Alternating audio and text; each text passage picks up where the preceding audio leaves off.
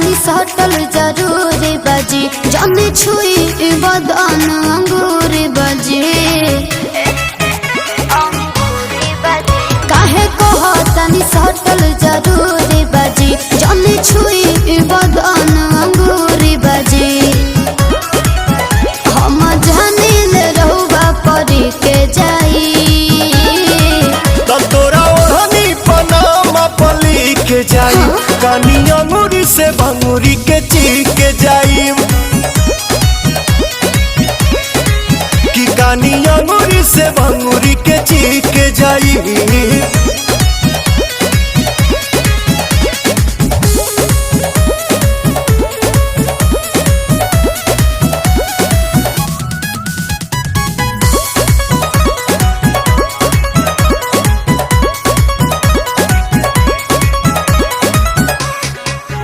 कई बार भइल भेट राउर भरत नइखे पेट खाली गोरी के कटोरी संगे कोइनी पले आज लागता रुलाल महरी चाहिए गोरी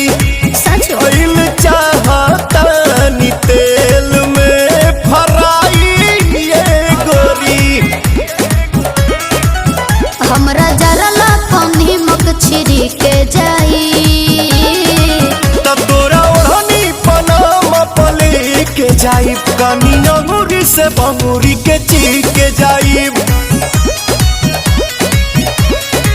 कि कानी अंगूरी से भंगूरी के चीख के जाइब।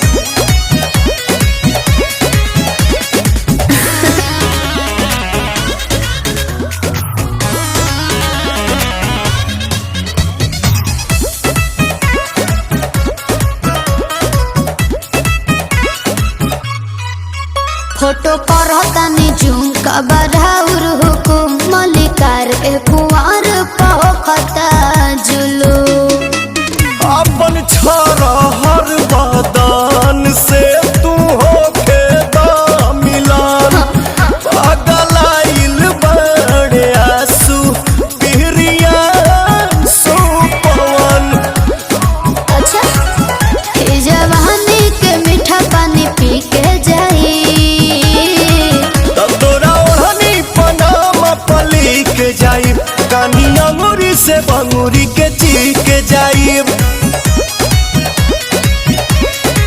कि कानी अंगूरी से भंगूरी के चीख के जाइब।